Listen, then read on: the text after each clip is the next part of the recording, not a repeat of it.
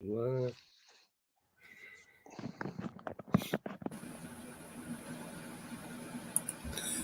This is a presentation of Northeast Streaming Sports.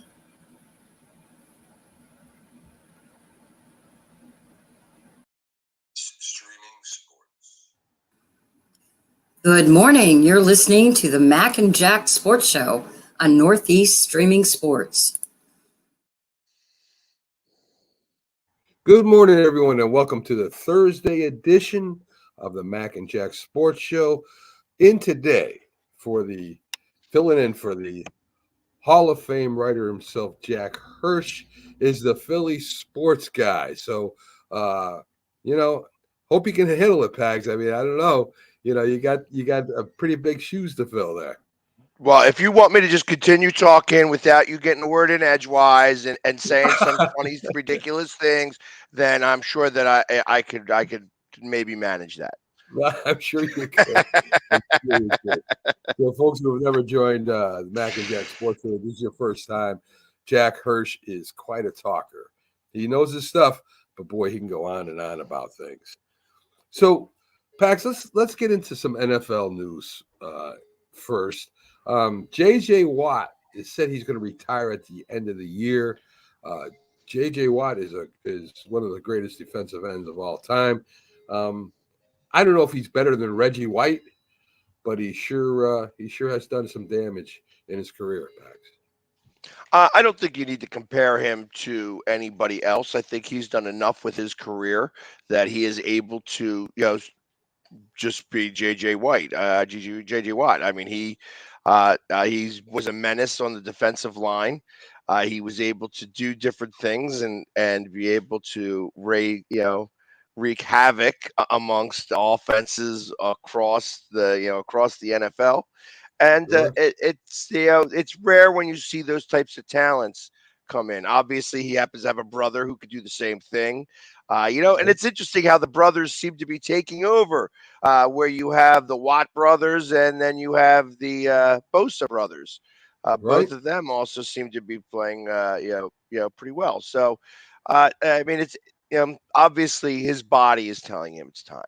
And Yeah. plus, he's probably getting a contract from some television station that's going to say, "Hey, you don't have to leave the sport. You just should talk about it rather than play it."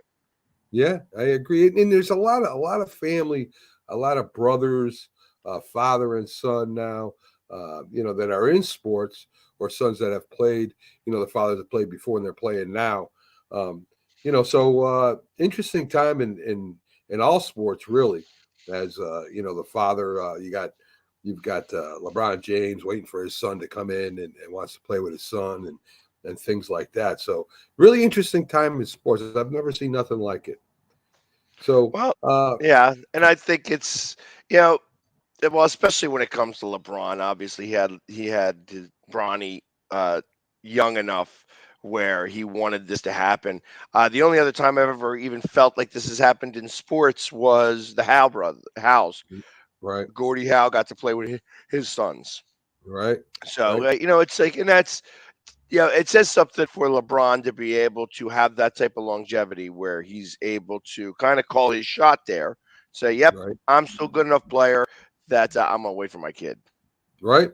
And he's still playing at a pretty a heck of a pace now. I mean, he's up in age, got a lot of tire tread on those tires, and he's still one of the better basketball players in the league. Um, so the Denver Broncos, what a takeover there. They've taken over. They fired the head coach. They fired I think the special teams coach and the offensive line coach. Uh, they put pretty much everyone in the organization on notice. They're stuck with Russell Wilson's contract, so he's going to remain there. Um, what's your thoughts on that situation over there, Pat? Uh, yeah, I told you so. I mean, I kind of felt that this was going to happen. It's amongst everything else, everybody's human. And when there is a takeover, whether it's friendly or hostile, there is going to be changes made. And I think the moment that that starts to occur, your human instincts start to kick in. And I think it becomes, in a situation like this, it's the entire franchise starts to feel uh, some of the ripple effect of being bought and sold. So Right. everybody starts to wonder whether their job is on the line. And that nervousness gets handed down, because like anything else, like when like they say, the smile's contagious, nervousness is contagious. An emotion can get contagious and spread like a flu throughout an organization. And I feel that this was bound to happen, and it'll take a couple of years to get over because of some of the decisions that were made, but you know, yeah, eventually Yeah. they'll get over it, and they'll be able, the Walmart family or whoever it is that owns them now is going to have the Denver Broncos again. It's just going to take a minute. Yeah. Yeah. And Chris Lentz's Broncos dumpster fire rebuilding for sale sign. Yeah, I mean, they were bought out, and they're not even going to hire a new GM to hire a coach and work together. They want them reporting directly to the CEO, who, of course, reports directly to the owner. So the owner's he's not doing it the old-fashioned way, Pags. He wants to run the whole show, and I don't know if that's a good idea uh, to do it that way, Pags. It says it on Walmart. You're not going to Yeah, have you're not going to have those blue light specials. I know that's a Kmart thing, but right. it's those blue light specials. So I listen. Good luck to him. We've Yeah, seen what happens when owners meddle in their teams, but I think initially it probably isn't a bad thing, because when you're starting to try to set a culture, you have to start it from the very top. So ultimately, this is nothing to do with what's going on the field just yet. This is the setting of the ways of the organization so that everybody gets on that same page. And right now, nobody's on a page. You know what I mean? And I right. don't even know if they're all in the same book. So it's time to get everybody. Hey, we're going to start fresh. This is how I want things done for now, and until I say otherwise, because Right. he'll eventually have to say otherwise. But Yeah. like I says, I don't think this is a football decision. This is an organization decision, and once he gets the organization set the way he wants to, football will start to take back over again, and football decisions will start getting made. Well, Denver is a huge Denver Broncos. They have a huge fan base. They love the Broncos out there. They haven't been in the playoffs. I think it's been like in 8 years, Pags. So for the Broncos not being there in 8 years, the fans are really upset with the way things are going right now. So Yeah, it's a yeah, where Broncos let's ride is turned to where Broncos let's hide. yeah, yeah, yeah, definitely. Over in Miami, Tua is put in concussion protocol. They say that they really couldn't tell that he had a concussion the way he came off the field and the hit. I mean, you saw the hit on the on replay, and you could see him hitting his head on the ground there. But when he came off the field, he wasn't stumbling and bumbling and stuff. So they got him in the tent, and I guess he's out for the playoffs, Pack. So Miami, who people thought had a shot at going to the Super Bowl, I wasn't one of them, but people thought that. Right now, they may not even make the playoffs. No, and I can imagine that this is going to get brought up in winter meetings or in the owners' meeting on what to do about things of this situation. You not only this one, but you also had a problem with the Patriots as well, where the guy who suffered, he stumbled getting up, and then Nelson Aguilar had to be the one that stopped the play Yeah, dead in its tracks and say, "Yo, dude, this guy he can't even get himself right on the line." And how is it that nobody else is seeing that? right. I mean, the stumble was obvious, and that's I can think of the same thing that happened with uh Wentz. You know, Yeah. Wentz, when he got hit in the playoffs, he stumbled getting up, and nobody saw it. Nobody saw it. I watched it. I saw it. How is it that these referees aren't seeing it? How is it that the person who's supposed to be paying attention up in the booth, that they're saying that there's a medical doctor who is now supposed to see some of these signs, is not paying attention enough? You know, Right. that's I think that there's going to be some changes, and they're going to be wholesale changes when it comes to this, because it's going to be a big deal. Unfortunately for Tua, it may be this may be a career ender. Mm. It may be. I mean, this is what, 3 concussions in less than a year, in less than 16 weeks, Yeah. and it's a big deal. It's going to be a very, very, very big deal, and a lot of conversation is going to happen about this. And I'm not exactly sure because the pendulum swings the other way, and it's going to swing all the way the other way. So what'll wind up happening is anybody who winds up taking a fall on their head is going to wind up getting pulled out for concussion protocol, or at least concussion testing.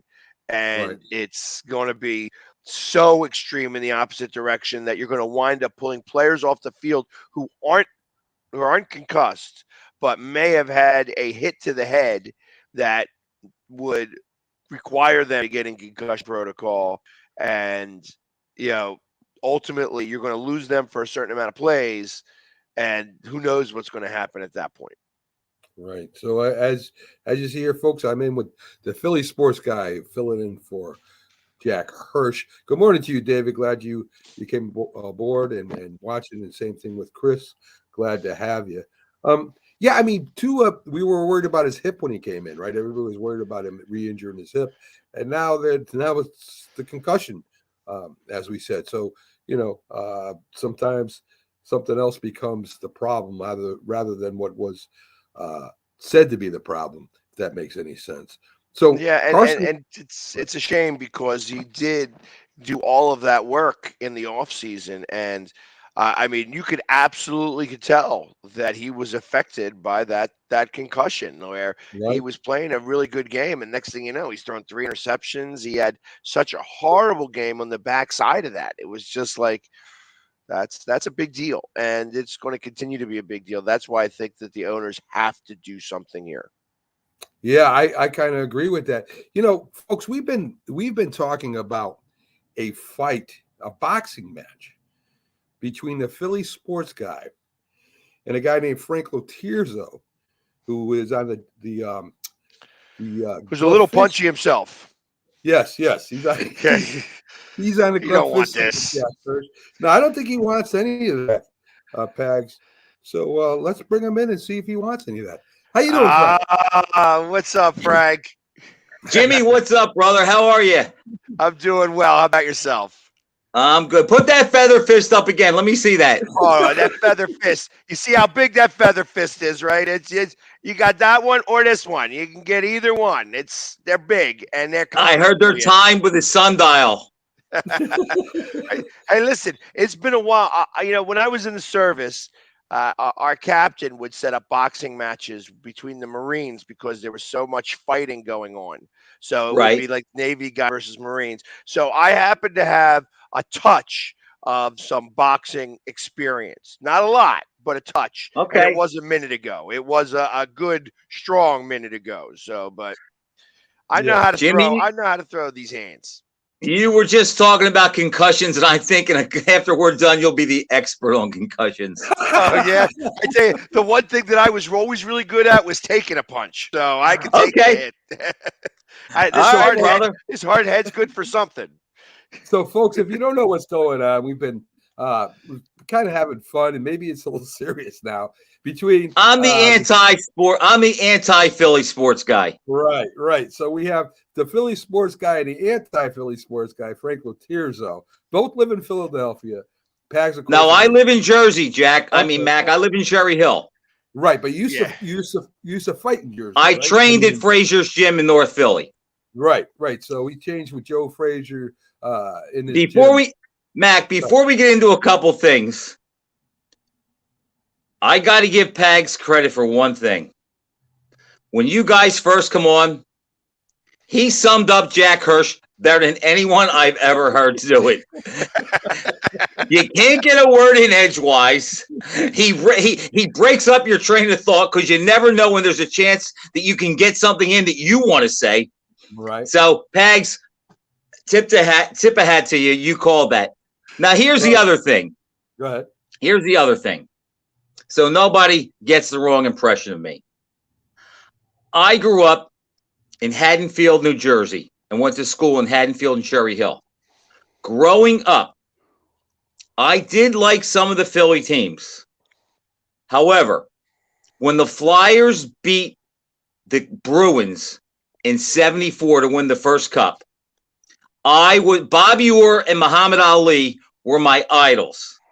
And my buddies just ripped me 7 ways to Sunday because, the Flyers had only defeated the Bruins 3 times in 7 years. I'll never forget. Gene Hart says right before they dropped the puck, he goes, "Well, Philly fans," he said, or Flyer fans, the Flyers have to do something now in 2 weeks that they haven't done in 7 years. They have to beat the Bruins 4 times in 2 weeks. They've only beat them 3 times in 7 years. And during that series, I never saw a goaltender play better than Bernie Perron. I mean, it got to the point where the Bruins didn't even believe they could score. So, long story short, my buddies crucified me with Philly sports going back to say 6th, 7th grade, 8th grade, whatever it was. And so that jaded me a little bit. So because of me, they hate Muhammad Ali. So every time they fought, they wanted him to get beat, yada, yada, yada. However, what separates me? Requiem of a hater. Right. This is the how a hater begins. Okay. And here's the 2 other things. They hated Ali. They always wanted him to lose. But the difference between me and other anti-Philly guys is I'm not a dope. And I will say it right here to Pags' face and anybody else. I will root against the Eagles every step of the way, but I think they're the best team in the NFL. And I told him before the season started, they'd get to the Super Bowl where they're better than I even thought. So even though I'm going to root against them, Mac, they're going to mutilate your Giants without even trying. There's no team in the NFC that can beat them. The 49ers could give them a game, but they're not going to go to Philly and win. They're just not. It's not going to happen, Mac. There's only two or three teams that have a shot to beat the Eagles, and we know they are Bengals, Bills, and Chiefs. And I'm going to take the Bengals off the table because they have a great quarterback, but he can't move. And I think to beat the Eagles, you need to have a quarterback who can do to them what their quarterback can do to other teams. And in closing, another reason why I'm a little jaded, think about this. I met Larry Zonka and Jim Kick and Don Shula in 1970, 2 years before the perfect season. I became a Dolphin fan. If you watch the trajectory of the Eagles and the Dolphins had it all from 70 to 2000. From the time Andy Reid took over as coach of the Eagles, the trajectories are completely different. So every Sunday, I wake up expecting the Dolphins to lose and the Eagles to win. And if you think about this, compare them as organization, Pags. Think about this. The Eagles could have had Hurts. I mean, the Dolphins could have had Hurts. They didn't take him. The Dolphins took Tua, and I watch a lot of college football. They took Tua, and I knew he was injury prone, and I said before this year started, Miami is not making the playoffs, and Tua is not finishing the season. So think about this. The Eagles got the better quarterback, and they have the fifth pick, maybe in the top 5 in the upcoming draft. The Dolphins have no quarterback, and they have no pick. So every Sunday it's baked in. The Dolphins are going to lose. The Eagles are going to win. And in closing, think about what a great organization the Eagles are. And I'm so jealous because Jeff Lurie's hired 5 coaches. All 5 coaches have made the playoffs. His last coach got to the Super Bowl and won it in his second year. Nobody wanted Doug Peterson. They all wanted Adam Gase. Where'd he go? Miami. He was a joke. Now he hires Sirianni. Nobody thought anything of him. Now he's in his second year, and they're going to be in the Super Bowl and very well may win it. And in closing, Pags, you got no chance. You can't do nothing with me in the ring. Here comes the closing. Listen, first of all, there's a lot of things you said wrong there. If they played the Giants, they would not mutilate them. They would probably beat them, but they wouldn't mutilate the Giants. You mean just like that last game? We didn't mutilate you that game? Right. That was the last game. Secondly, the Buffalo Bills could beat the Eagles. They could, Mac, but would you bet a lot of money on it? I wouldn't. The Kansas City Chiefs could beat the Eagles. The Cincinnati could. Right. I'm just telling you. Okay. Okay, and the San Francisco 49ers will beat the Philadelphia Eagles and will go to the Super Bowl. Whether they win or not, I don't know. But they will beat the Eagles. Can't really believe that. Oh, I do. We have to come together on the NFC Championship because I'll be rooting for the Niners, and guess what? They have no shot.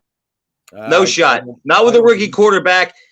This Eagle team, Mac, the Eagle team.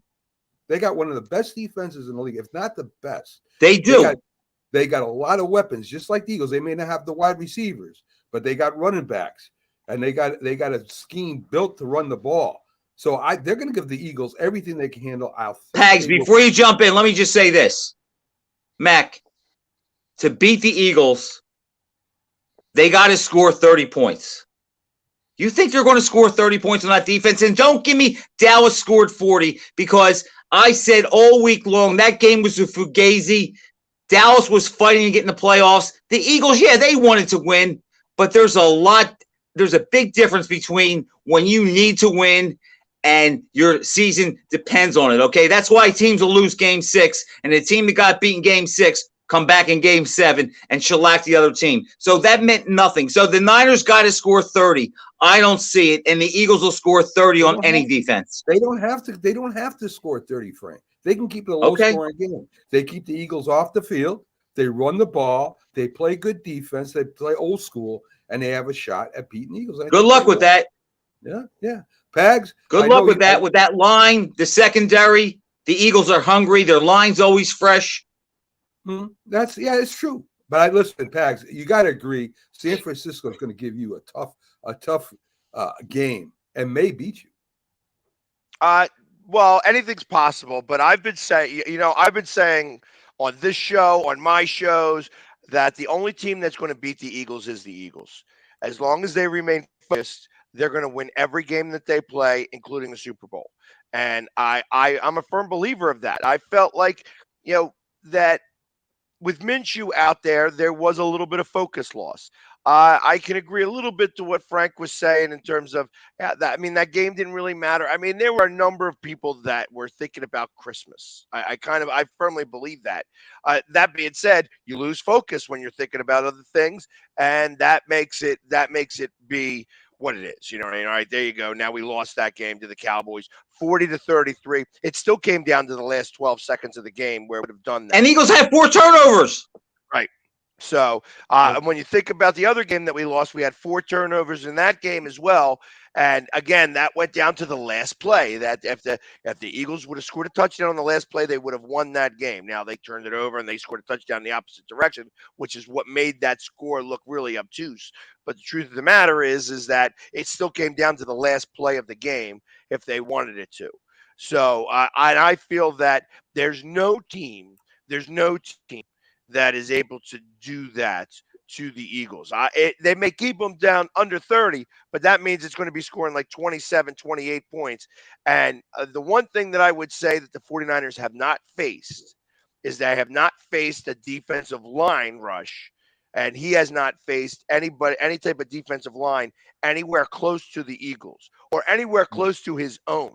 That's the one thing that Brock Purdy doesn't get a chance to in game time situations is to face a defensive line similar to what they have over there, where Jalen Hurts is up against some good defense. I imagine they go up against each other in practice. Frank, there's one thing that you do have a little hope in Miami. because you got Bridgewater and you still got very exciting wide receivers there. So they may still have a chance of getting in the playoffs. I don't think they're going to go anywhere, but they still have. I think they're going to go from 8-3 to 8-9. I've watched this movie too many times. Let me just rebut something that Pag said. The Eagles will win every game that they show up and they're focused. I don't have much of a problem with that, but here's the one thing I think you're discounting. In the NFC, tell me a quarterback other than Justin Fields who can beat you with their legs and their arm. Now, we know Fields doesn't have a great arm, and he runs. His game now is running. But in the NFC, there are no dual-threat quarterbacks where against the Bills and against the Chiefs, the Eagles will be coming up against a quarterback who can beat them in the air and on the ground the same way the Eagles beat teams. So I would just be a little bit hesitant on that, because if that's a tight game and the Bills or the Chiefs get the ball last, you know they're going to score. Just like if the Eagles get the ball last, I think they're going to score. Frank, how about Dak Prescott? You don't think he's a dual threat? No, not like Josh Allen or Patrick Mahomes. No, Okay. no. Right. If somebody would have said to me now, I would almost Go say ahead. that the closest to that would be Danny Dimes. You know what I mean? Although I don't really trust his arm, he's got the speed to be able to go ahead and take off. Other than that, he's right. There isn't any quarterback that's in the NFC. that has the ability to do that. Even Mahomes, you'd have to put Josh Allen ahead of Mahomes in that regard. Mahomes doesn't really take off and run very often. So I mean, he's definitely not design plays. right. Right. He's a passer, not a runner. Where Josh Allen is that dual threat type of situation there. So and I guess Lamar Jackson, you can kind of put him in that mix as well when he's healthy. Right, Well, but they're not going to get to the Super Bowl. Right. This is great having Frank on with, I think he always wanted to come on and just talk all sports, not just boxing once in a while. And can you stay with us for a while, Frank? Sure, I can. All right, beautiful. How many times do I get to hang out with Jimmy Pags? That's what I'm saying. Timber! That's what I'm saying. So let's talk a little bit more about the NFL news. As we said before, Frank came in. Carson Wentz is starting for Washington, and White starting for the New York Jets. To me, this is a very interesting thing that's happening here. White, of course, is a playmaker. He'll stand in there. He's a tough guy. He got broken ribs. He's coming back to play anyway, and it does give the Jets a chance to make the playoffs. What do you think, Pags? You think they're going to get in? No, the Jets are done. The Jets are done. The Jets play I say Redskins. They play the Redskins this week. No, doesn't Washington play? No, Washington's playing Cleveland. Cleveland's playing Okay. Washington. Who do the Jets play? No, the Jets are Giants playing play the Seattle. Browns, don't they? Don't the Who? Giants play the Browns? Guys are playing the Colts. Jets are playing Okay. Seattle. All right. So Jets are Okay, playing if the Seattle. Jets beat Seattle, they have a shot because they play Miami in the week 17. They'll beat Miami. Okay. All right. How about the So they Steelers? have- so People their keep season's thinking that Seattle. The Steelers keep coming up in conversation that the Steelers, if they were to win out, and with a little bit of help, mostly from Miami, that they could make it into the playoffs. If the Yes. Steelers go 2-0, the Dolphins go 0-2, the Steelers will get in. There's a lot of teams that are still alive, more than I remembered in the past. You know what I looked at the other day that blew my mind? There are only 4 teams in the NFC that are plus, and only 6 teams in the AFC. Right. And I forget what team it was. They're only plus 5, and the Niners have the biggest plus minus points scored, points allowed in the whole league. Yeah. 49ers got a great defense. I'm telling you. You got to watch out for this. You got to score though, Mac. Yeah. I hear you. You got I to hear score. you. And a rookie quarterback in a big spot. Can you imagine a rookie quarterback going to Philly in the mid to late January when it's cold and you got 60,000 sports Philly guys there threatening to turn over your bus, burn your house down before you get on the field, and then he's going to have that rush of the Eagles defense. Listen, I think that's a tough spot for a rookie quarterback. I don't care if it's a Marino in his rookie year. the kid is really calm. He doesn't make mistakes. He was a 4-year starter at Ohio State at a big program. So I mean, I think he can do it. Will he do it? I don't know. Maybe he'll make them rookie. Wait, who are you talking about, Mac? What? Purdy? Yeah. Purdy? Yeah. He didn't go to Ohio State. Where'd he go? Didn't he go to Iowa State? Iowa State. Iowa State. All right. Okay. My Yeah. bad. My bad. Ohio, Iowa, same both stuff. So, But I just think that I don't envy that position going into Philly. And here's another thing. You know, Russell Peltz and I were talking about this the other night. There are some fighters that you see, and even though they don't have a great record yet, some guys will say they haven't been tested. You can get a feel, and you can go by the eye test that they're special. Don't you get a feeling with the Eagles? God, it hurts me to say this, that there's just that vibe there, like 2017. They just have something going on, only they won't be the underdog in all 3 games this year. But I just think they have a mojo about them that they're confident, and I don't see anybody in the NFC beating them. And I'll say right now, the 2 biggest paper tigers in the NFC are the Minnesota Vikings and the Dallas Cowboys. yeah, I would agree with that, what you said there. Frank. The Eagles own the Cowboys. They could play Minshew with one eye closed, and they'll still beat the Vikings. I don't know about that, but I listen. I agree that Philadelphia, with their signings they did off season and everything, they're very confident team. I mean, would you be surprised if the Cowboys lost tonight to the Titans? I wouldn't be. Yeah, I would be, only because I know I know what's going on with the Titans. The Titans are using this as a bye week because they know that this game matters zero, that they have to play next week against Jacksonville. So whether they win or lose this game is irrelevant. They have to beat Jacksonville because even if Jacksonville loses and the Titans win, it still comes down to next week. So okay, I wasn't aware of that. That's a good point, but to me, I just think that the Cowboys just can't handle prosperity. So I mean, to me, they could lose to the Texans and almost did. Right. No, it's exactly. So, but I feel like the Texans always play the Cowboys tough too. So it's always that's the way that works. Right. I don't think that the Cowboys matter. Like I said, I think the Eagles take care of their business this week, and then it makes all these games irrelevant. If Houston's always plays tough, they play tough every game. It doesn't show it up in their record, but they are a tough little team. Did anybody think with Baker Mayfield as quarterback of the Rams that the Rams would score 51 points versus Denver? I know Denver stinks, but 51 points with Baker Mayfield? What are you shaking your head? Yes, back. Yes, I did. I felt like he was going to have a resurgence over there, just because they do have some weapons over there, and the team is not as bad as they played. So they have injuries. Yeah, but the injuries are going to affect them. But like I said, they have been.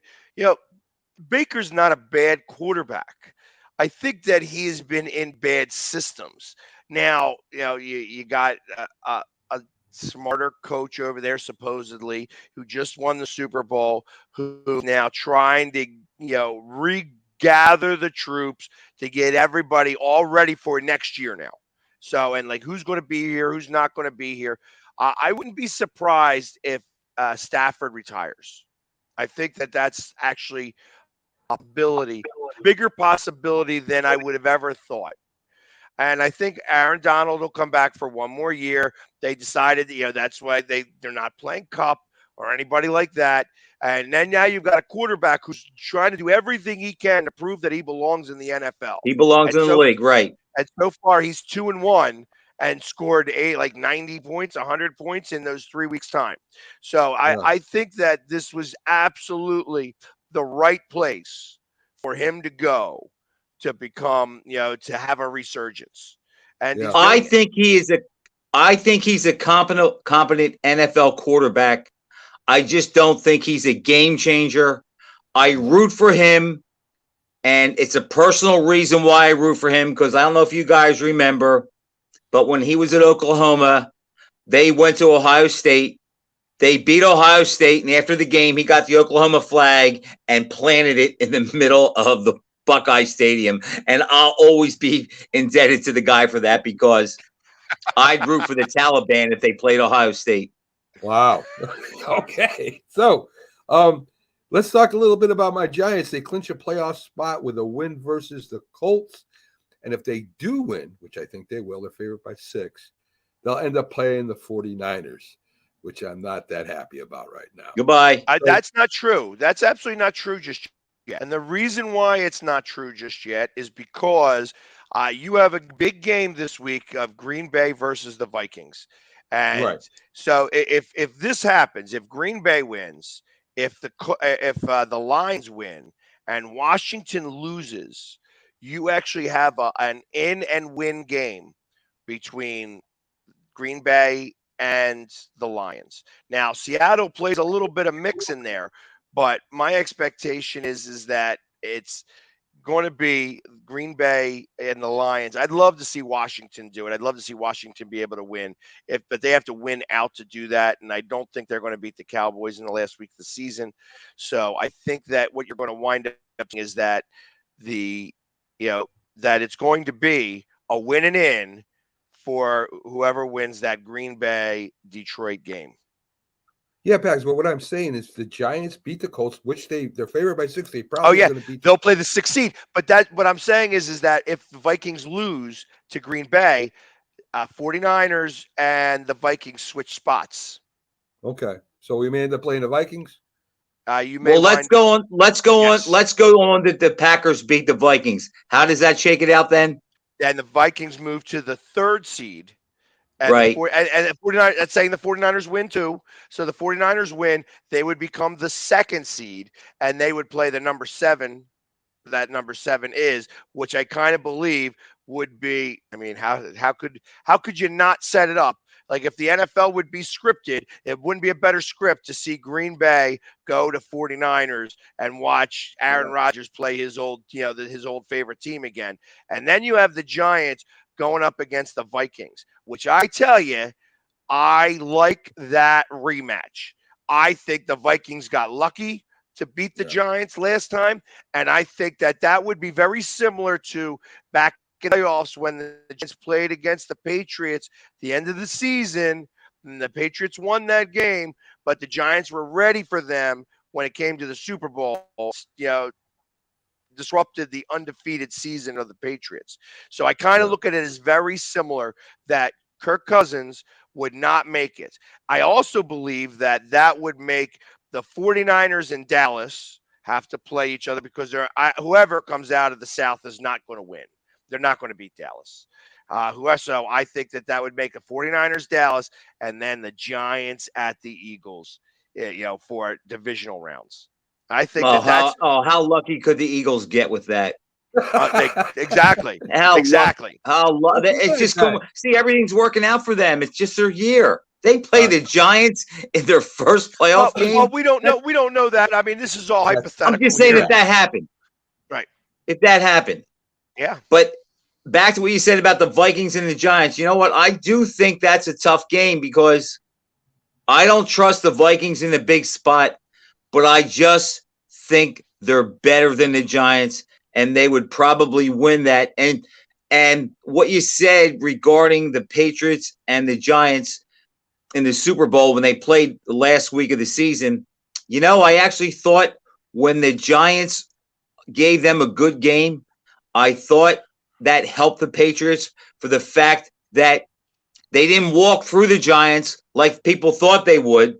And I thought that helped the Pats in the thinking that, you know what, these guys are pretty good and we can't look past them. So I actually thought it served the Patriots well that the Giants gave them a tough fight so they wouldn't look past them in the Super Bowl. Yeah. I mean, that was one of my favorite days of my life when they beat the Patriots. You know what, Mac, was mine too, because it preserved Perfectville for my Dolphins, which is the only thing I had to celebrate. There you go. I will There you say go. that was probably the only time I ever rooted for the Giants. Yeah. Yeah. Well, you know what? Yeah, I just that year specifically, I know that everybody, it was like everybody was rooting for the Giants. Yeah. Yeah. So That's very true. Guys, I know the 72 Dolphins were. We got a quarterback out there, Derek Carr, who's benched for a backup. Let me see if I get his name. I think it's Stud or Stu Hillman or something like that. He's playing in place of Derek Carr. Derek Carr would get. They're trying to get rid of Carr. They're trying to do it without paying him. Saying he's going to fail a physical or trying to get him to fail a physical or whatever. And Derek Carr pretty much wants out of Oakland, the old Oakland Raiders. I'm referencing, which is the Las Vegas Raiders. Anyway, he's trying to get out of Las Vegas. What spot would you see Derek Carr landing in, Pags? I mean, he's still a good quarterback. Threw for over 4,000 yards last year. Just isn't working out for him in Las Vegas right now. Could you see him ending up with any team? Say maybe the Giants, maybe the Saints, something like that. I don't think those two. I think now Miami comes into the That's fray exactly what I was thinking. The Jets, perfect spot. The Jets come into dysfunction the and dysfunction. Right. Yeah, I think that. So I like the coach in Miami. I really am. I like him too. I like him too. I like He's McDaniel. A little goofball. He's a little on the goofball side, but I kind of like that. I think that kind of galvanizes a team a little bit when you have some comedic relief. You got to have fun playing this game. And of course, when you're not winning, you have to figure out lots of ways to be able to have fun because losing really permeates and starts to create cancer. But I think that he might be able to go there. The Jets are maybe another landing spot because I can't imagine they're going to go with White, and I wouldn't trust the Jets right now to go get another quarterback. I mean, I can't imagine that that's the case. I can imagine that if they're going to trade, going to the Jets may be a perfect case scenario for both guys.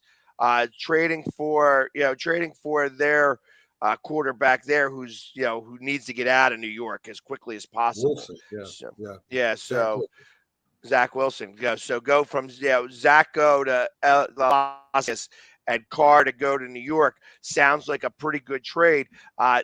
Miami is not going to have the picks right now because I think that they traded away half of their picks. They messed up. Yeah. To get Tyreek Hill, as great as he is, and there's nobody that can deny he's great, but by the time they're any good, he'll be old and it won't mean anything. He's going to waste his career, but you know what? He made the right move. He has a ring and now he has the money. Yeah. Right.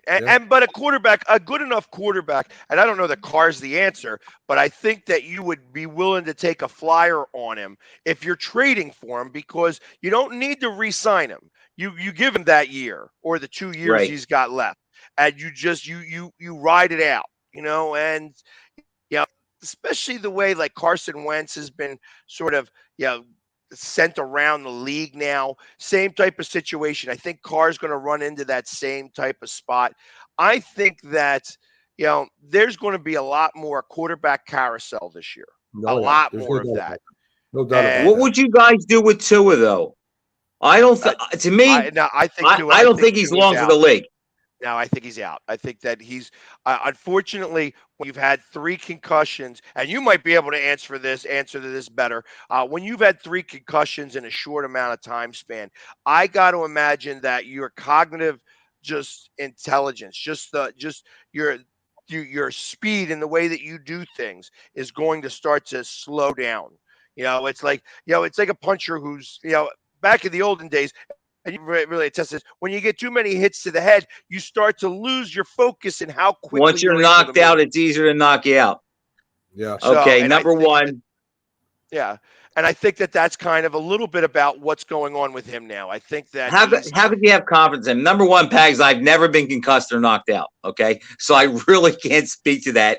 You may be able to speak to that better than me in a couple months. However, I just don't think Tua is good enough to stay on the field. And if you can't do that, nothing else matters. And if you don't have a quarterback, you can't win. Think about how the Dolphins affect the league with their ineptness. In 2006, they had Nick Saban. They were going to trade for Drew Brees. The Miami medical staff did not give Brees the okay. So what did Saban say? He says, you can't win in the NFL without a quarterback. I'm going back to college. Saban goes to Alabama and wins 6 titles in 12 years, plays for it 8 times. Drew Brees rewrites the record book in New Orleans, and the Dolphins are stuck going 8-8 every year. Well, all one decision with a quarterback. Think how that changed the history of the NFL and college football. Listen, at least you're a loyal fan, Frank, and I like that. I've been a loyal fan with the Giants. But I'm not delusional, Mac. I argue with guys all day. Oh, this is our year. We're going back to the Super Bowl. They're posting all of Tua's stats and talking about how many votes he got for the Pro Bowl. Means nothing. They're going to be watching the playoffs again. Well, we'll see what happens there. I think they still got a chance. Let's go over some NFL scores here from last week. Jackson 19, the Jets 3. The Jags really put it on them. And, Wilson had another terrible game.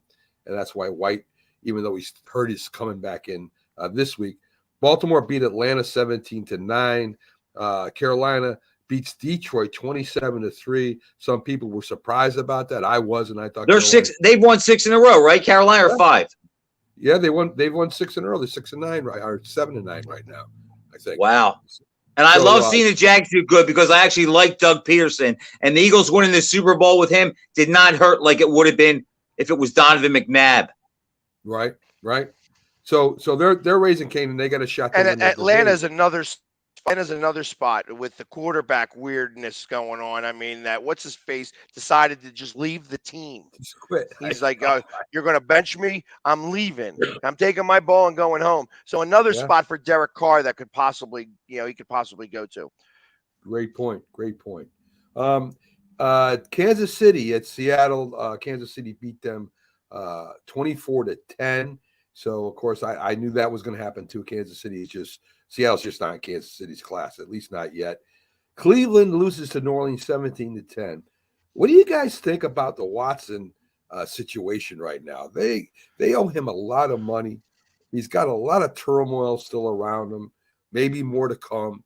They've guaranteed him $425 million or something like that along those lines. Is Cleveland stuck with him? Is there a way to get out of the contract? I mean, what do you guys think about Deshaun Watson right now? Pags, what do you think? You can't think of anything about what's going on with this season and how he's going to perform. That all of these games right now are still preseason for him, that it's, and that he's still trust him to a team. You cannot come into the NFL in week 12 and all of a sudden think that you're going to be able to change the world. You have when you haven't played in 2 years almost.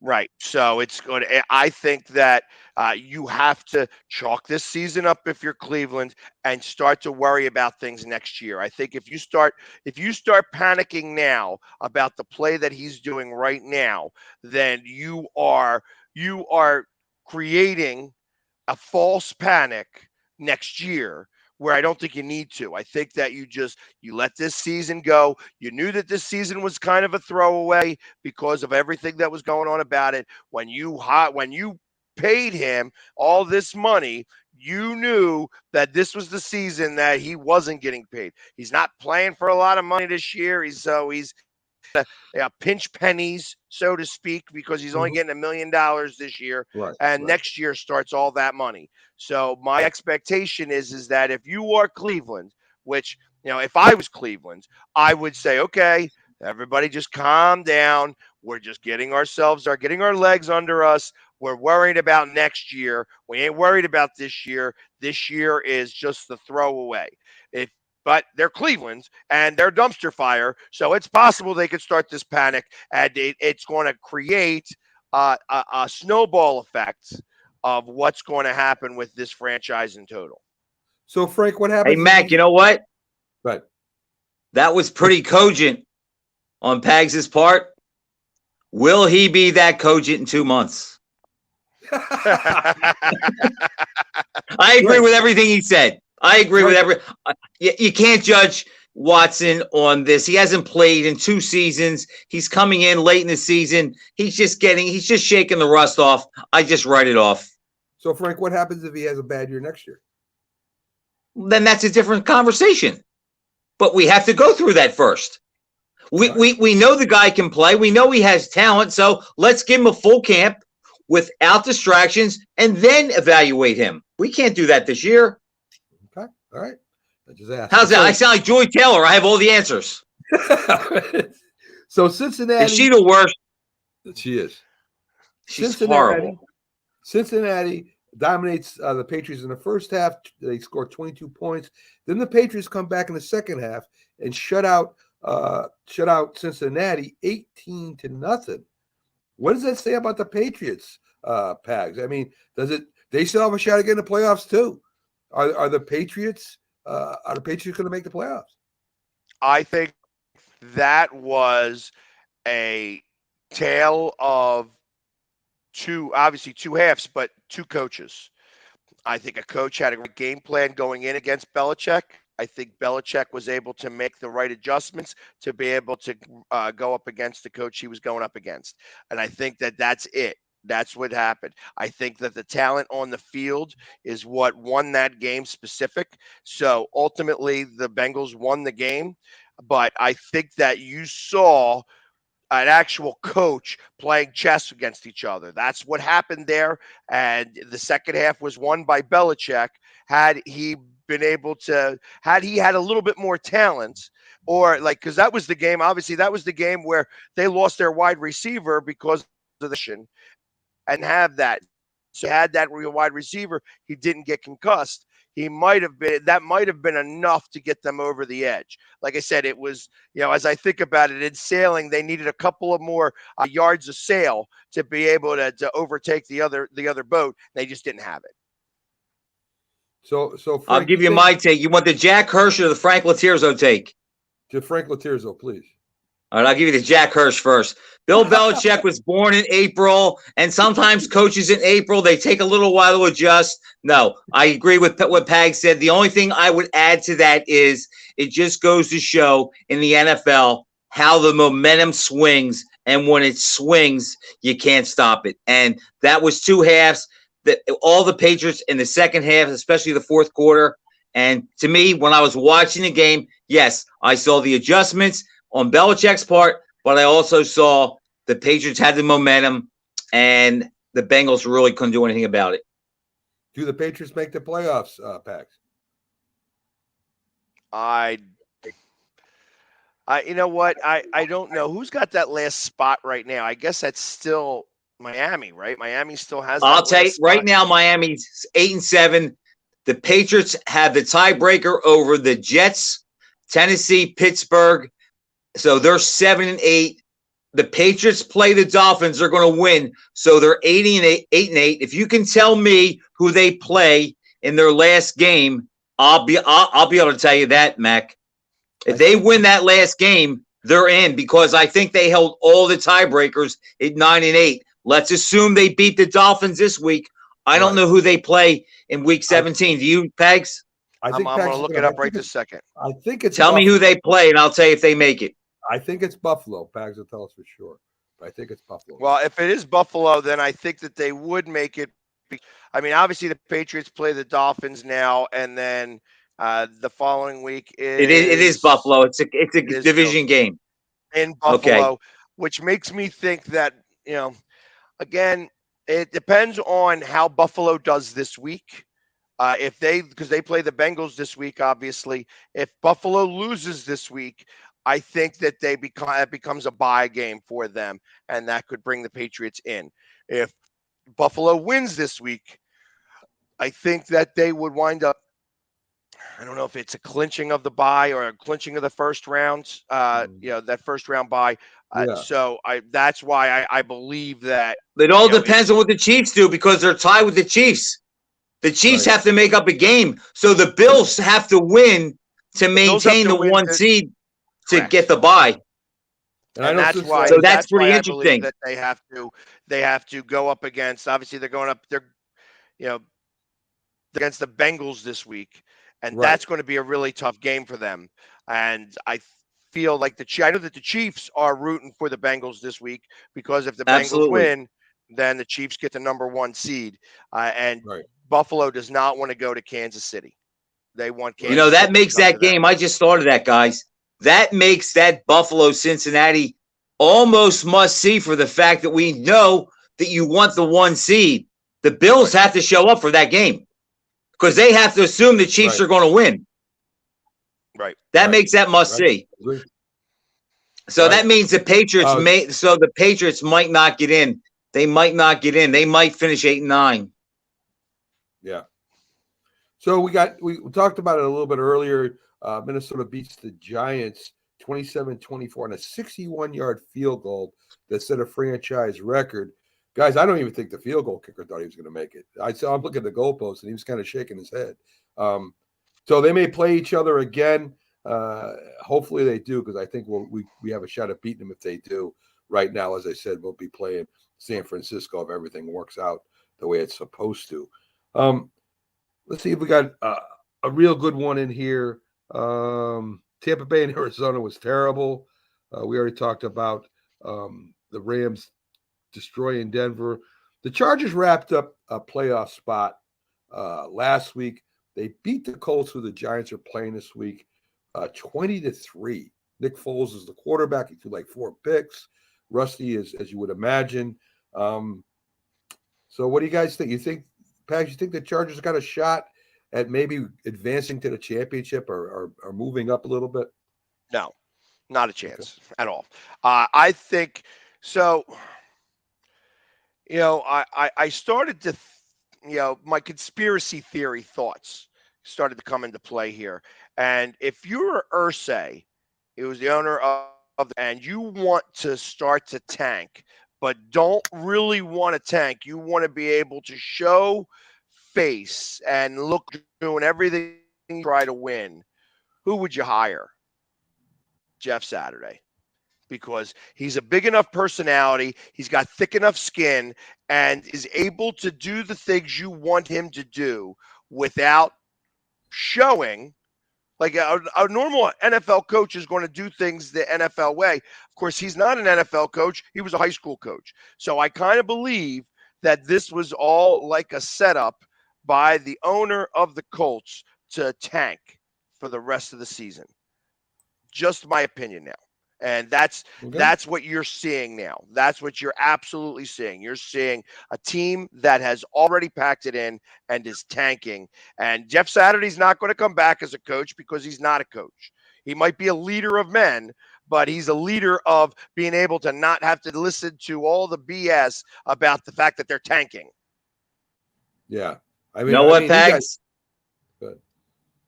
That was pretty good. I hadn't thought about that. I'm not going to hit you as hard. I might need you around to talk football with. That was pretty good. I hadn't thought about that. That is the perfect scenario for them to tank like they sucked for luck back in the day when Manning was hurt. You know what? Yeah. I definitely think there could be something to that. But Saturday's going to make it look good because he's going to try to win. He's just not there yet to get it done. Well, I don't even know that he needs to try to win. I mean, you think about that Vikings game and how much of an implosion that was. And you could literally put that all on Saturday. He did things very specifically. That 4th and inches, and they kicked the field goal instead of going for it on 4th down. That determined exactly what that game was going to do. That they were going to lose that game. I didn't see that game, but yeah. I know how it unfolded, and they were up 33-0. I don't know. That's really conspiratorial. I don't know if it goes quite that far because we've seen other coaches take the apple in big spots like that in games where they can't come back. So I don't know if I go that far, but he's not the man for the job next year. So he's playing with house money. Exactly. I agree with that.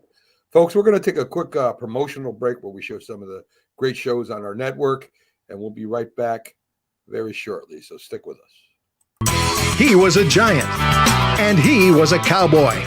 Now these two former rivals have joined forces to bring you the most insightful, perceptive, and controversial sports talk podcast in America.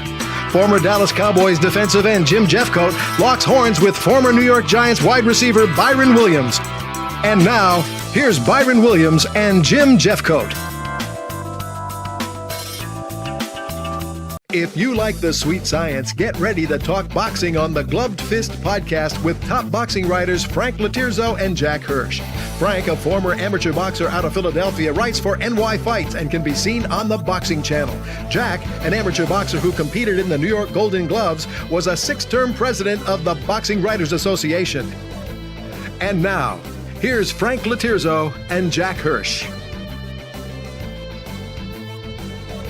It just might be the greatest sports franchise in the history of sports. A place where legends are made, and there's always something to talk about.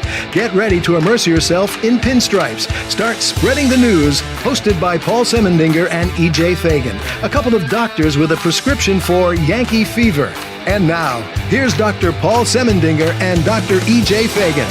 Get ready to start spreading the news.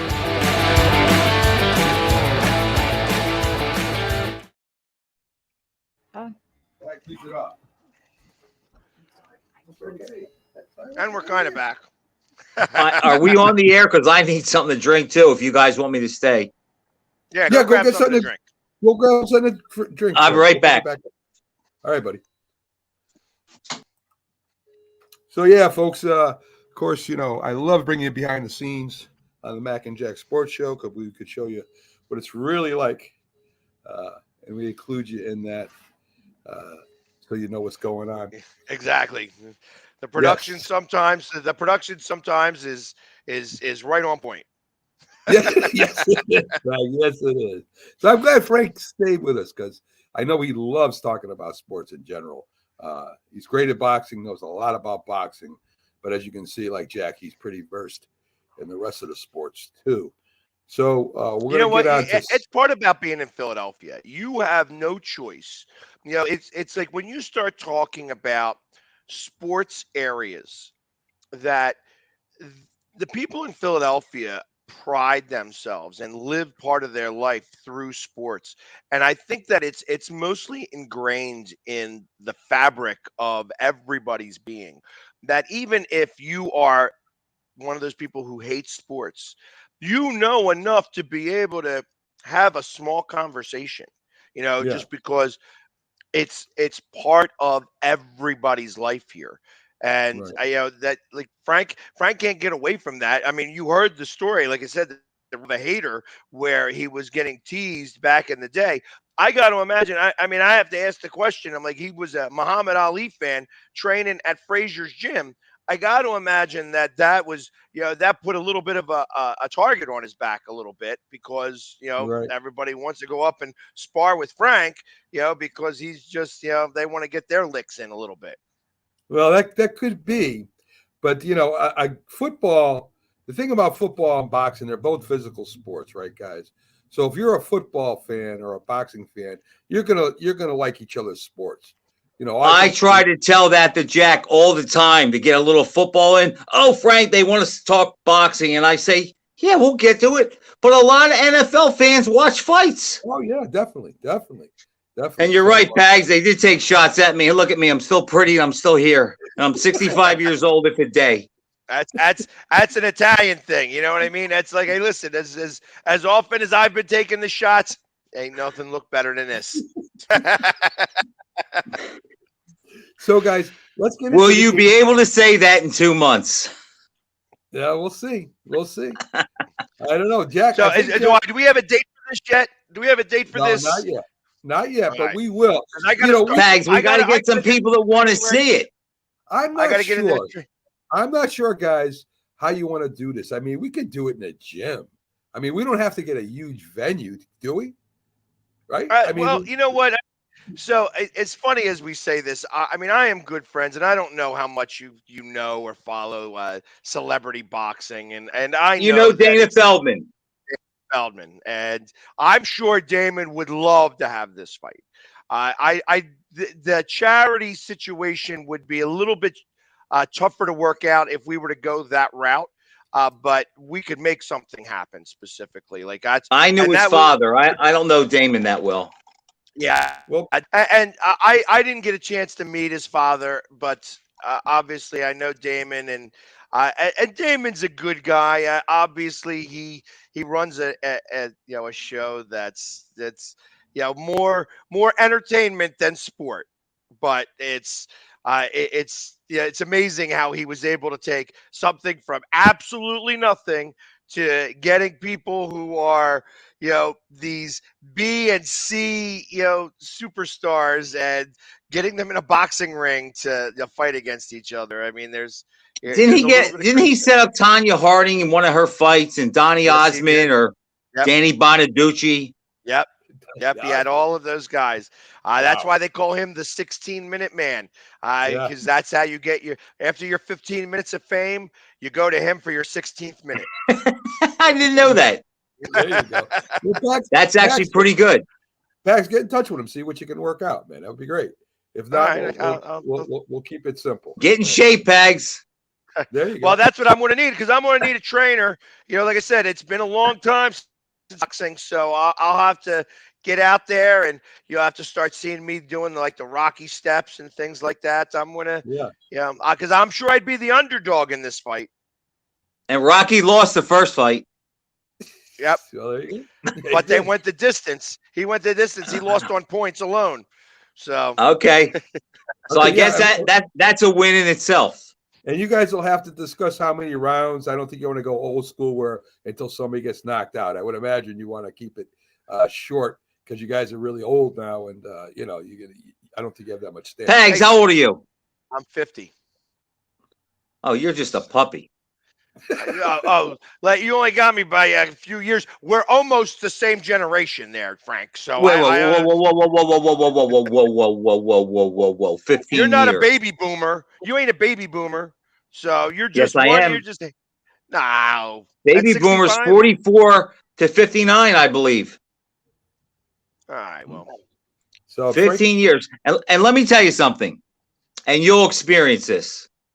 For years, all my buddies, when I would go to reunions and say, God, you look really great for your age and you're in great shape. And I say, I feel really good. I don't feel my age until about 3 years ago.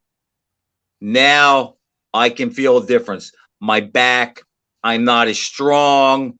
When I train now, getting hit bothers me. Before it didn't. You don't recover as fast. So in the last couple years, compared to when I was 50, to now, if 50-year-old me fought me now, I would get killed now. Yeah. right. Well, Yeah, and that's well, I understand that actually. It's yeah. And it was overnight. Like now my back hurts. I have to do stretching every day and things like that. But it's like you think you escape it, then all of a sudden it hits you. I'm just glad I'm not on any medication or anything like that. And if I fall down, I can get up without help. Well, I have no problems like that at all, guys. I'm still in tremendous tip-top condition. So, So anyway, me too. Sunday- Okay, well, that's good. Hopefully you get able to get yourself back up, because you're going to be going down a lot in a couple of months. yeah, you better. Start He's a stretching comedian too. out. Yeah. Yes. So, guys, We don't. go You know ahead, what Greg. sports man we never talk about? We all watch the games. Now you guys definitely watch the games more than me. I can talk about this regarding the NFL and absolutely with boxing. There are commentators I can't stand. But who do you guys enjoy listening to doing the games? Because I know who I don't enjoy. Chris I would Collinsworth. think- Chris You don't Collinsworth? enjoy Chris Collinsworth. No, right? I'm not a fan. I'm not a You fan. think you think he's anti-Eagles? No, I don't. I don't think he's anti-Eagles. I mean, I think that if he's given the choice between a team that he prefers, he would choose. He's always going to choose the team he prefers. But he's, he's got a voice that just annoys me. You know Okay. what I mean? So it's not anything about that. I don't think that any one announcer. I don't live with that whole thought process that, hey, they're always out to get us. I don't think that that's the Right. case. You know what I mean? I think that they split it up as, it's always like a 60-40 split because they're supposed to talk about the things they need, not the things that are actually happening in the game sometimes. So You know the guy I miss, and he's on this network? I liked Phil Simms and Jim Nance.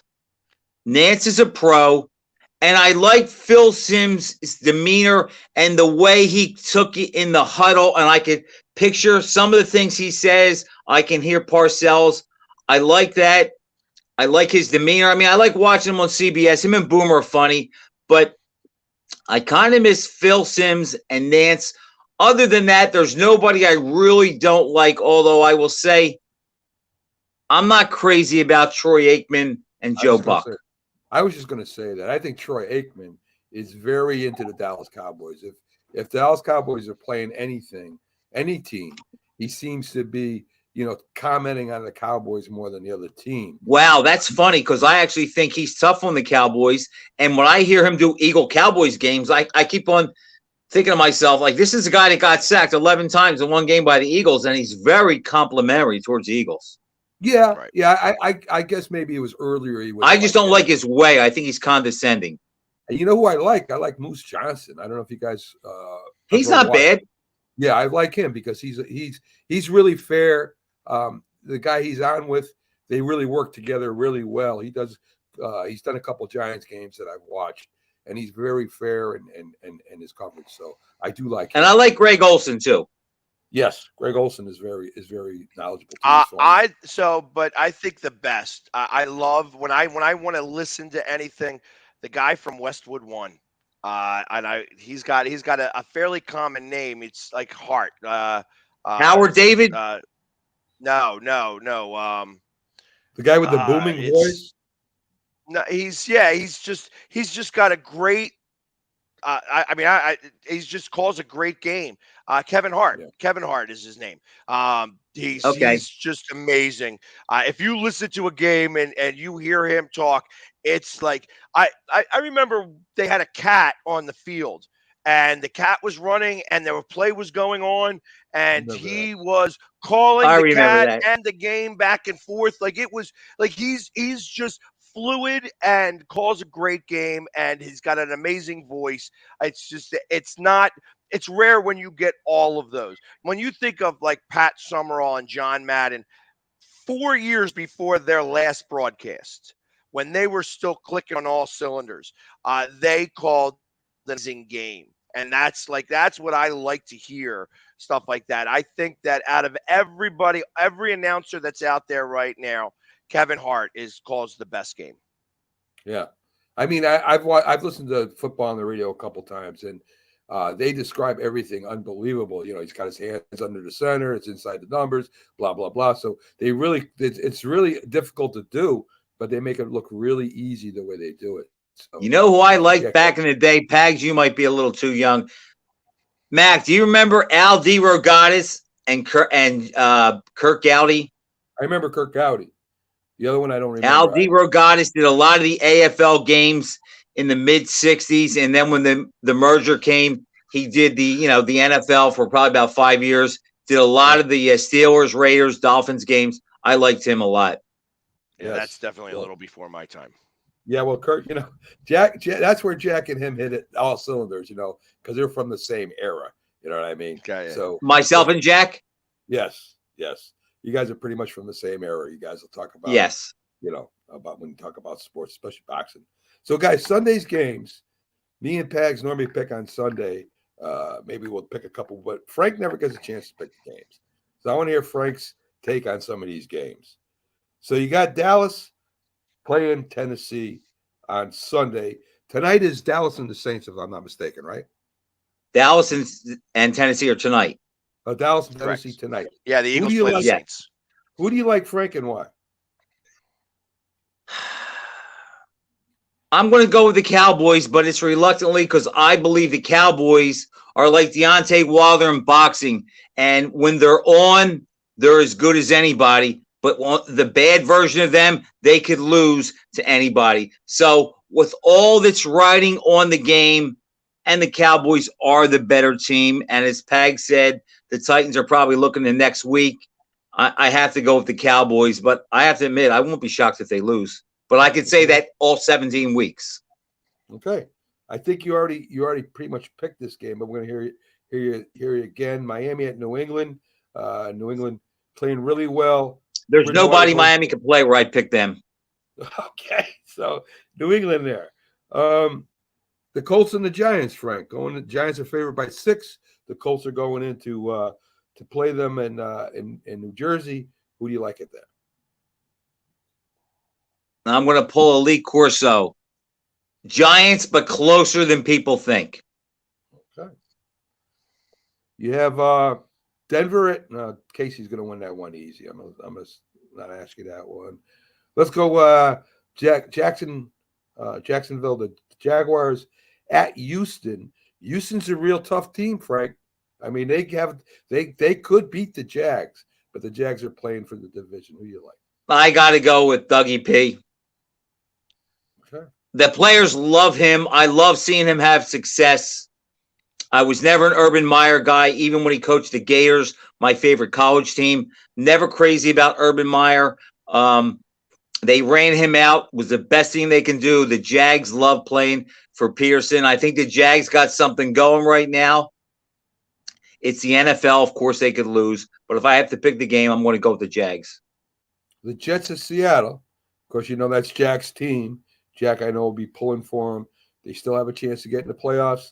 And Seattle seems like they're coming back to earth, Frank. Who do you like? Yeah, that's a tough game. I'll go with the home team. Okay. Sticking Seattle. Minnesota, Green Bay. Huge game for Green Bay. Okay. That was quick. Green Bay's playing good. I don't like the Vikings in a big spot. Historically, Aaron Rodgers has owned them.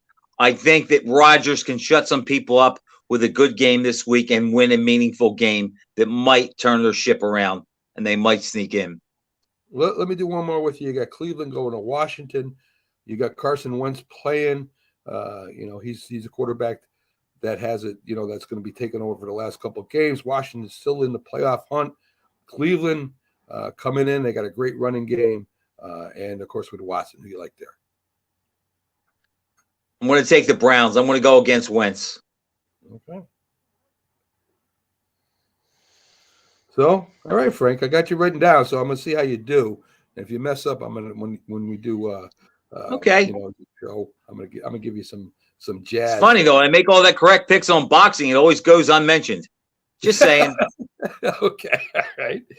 Well, you got to talk to Jack about that. So, in the standings, guys, NFC East, of course, the Eagles 13-2, Dallas 11-4, the Giants 8-6-1, Washington 7-7-1. Right now, all the teams in the NFC East still have a chance to make the playoffs, which is probably the first time that's ever been done. On the West, you got San Francisco 11-4, Seattle 7-8. You've got the Rams at 6-10, Arizona at 4-11. Frank, Arizona with Kyle Murray. He's been injured a lot. He's got that big contract. A lot of players don't like him. They think he's selfish. They think that's all. He plays for him, and that's it. He argues with the coaches. He argues with the players. What do you think about the situation with Kyle Murray? You know what, Mac? I got to be honest. I haven't followed it enough.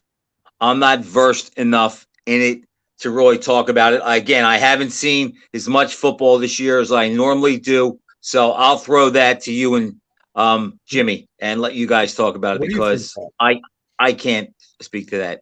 Okay. Bags, what do you think? And what are we talking about? Just so that Kyle Murray in Arizona. Are we going too fast? No, Wanna slow down a little bit so Jimmy can keep up. I had to just respond to somebody real fast. I got some roof work that I'm getting done.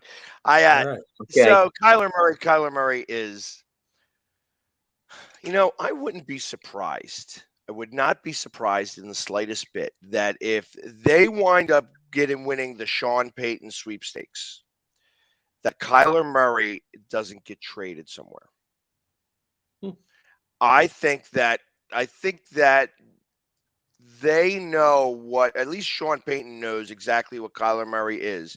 And you've heard Jim talk about him all this time, this me, Yeah. and I guess, it was almost like that was a precursor.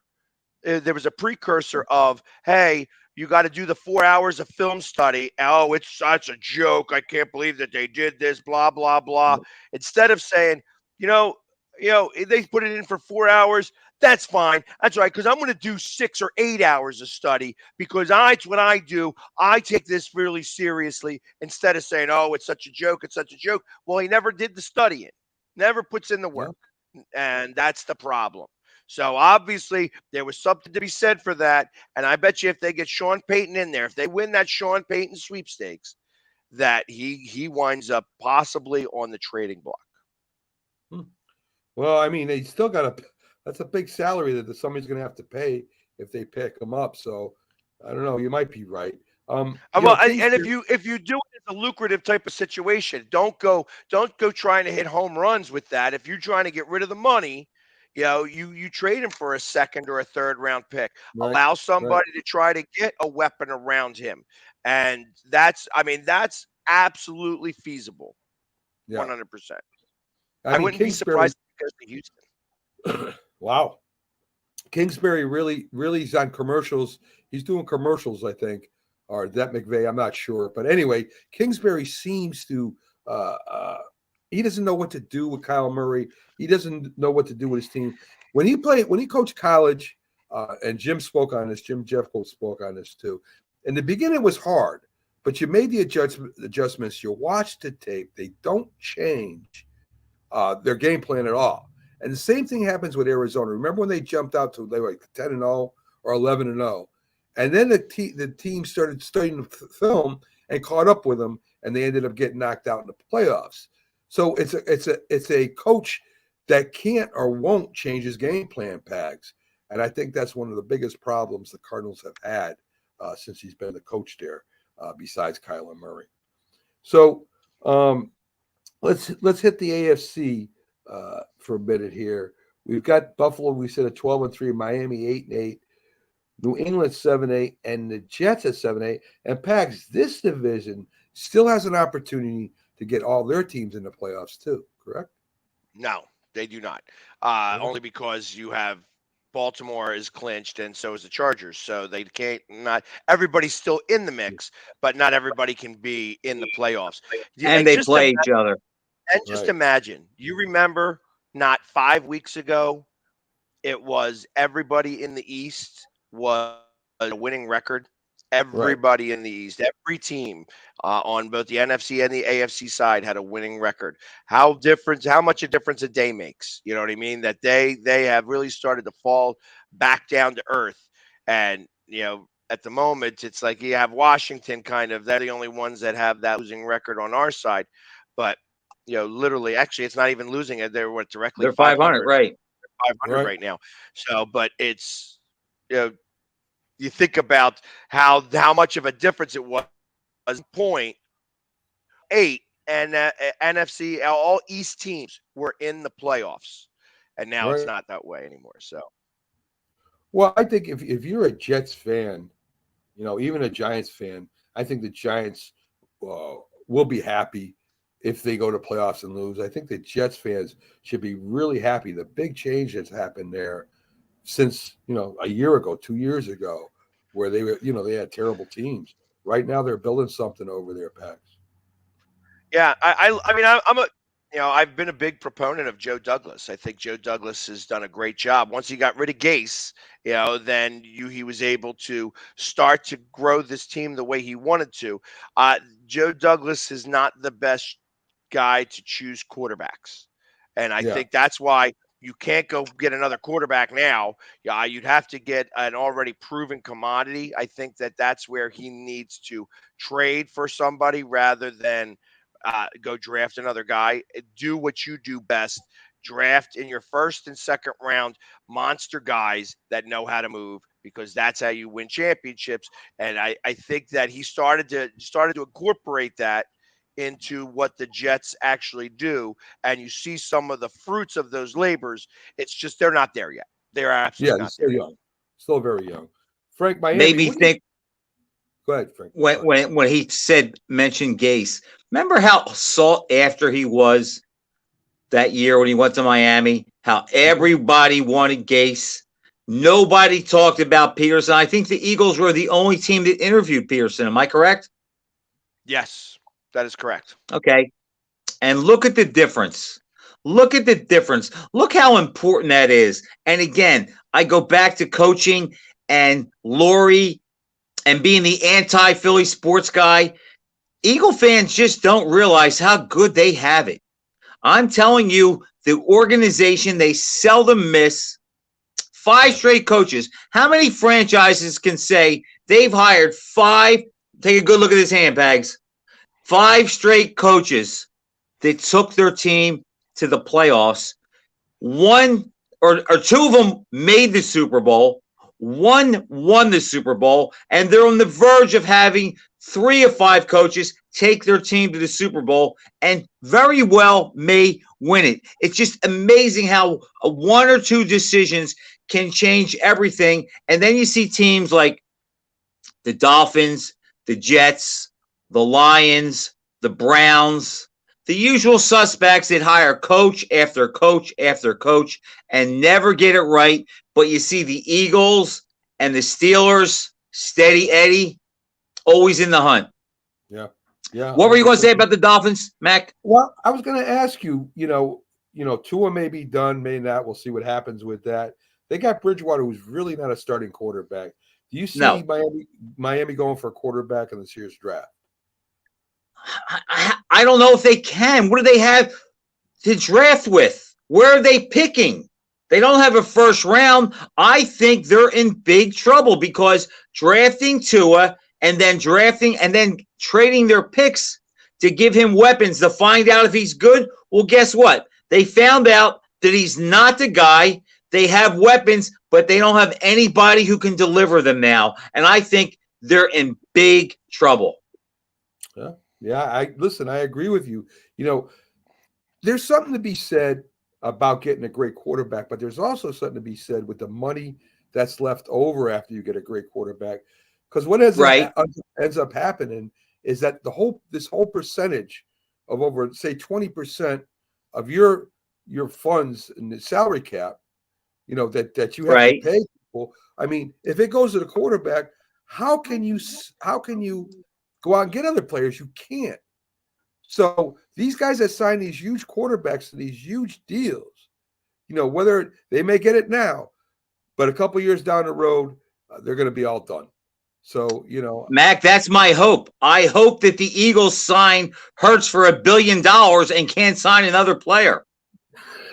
Okay, well, there you go. Howie doesn't do that stuff. You know that Howie doesn't. No, he doesn't. He's too smart. No, he won't do that. But when you talk about something like that and not knowing the future of Tua for moving forward past this year, Miami becomes one of those interesting spots that, again, if you're trying to get rid of David Carr, if you're trying to get rid of Kyler Murray, that you could go and trade it to somebody like Miami, where you're not going to be able to get that first round pick because their contract is too much. So you are going to only be able to get like a 3rd round pick for that. Now, is it worth it to trade your quarterback for a 3rd round pick, the guy that you invested all of this money into, and now you're going to take a cap hit? Well, sometimes it is worth it to take a cap hit. The Eagles kind of prove that. The Eagles are like, hey, listen, we're gonna have to bite the bullet now and take the biggest cap hit of dead money ever in NFL history, so that we can be able to move on and turn the page to the next. It's tough for an organization to admit something like that.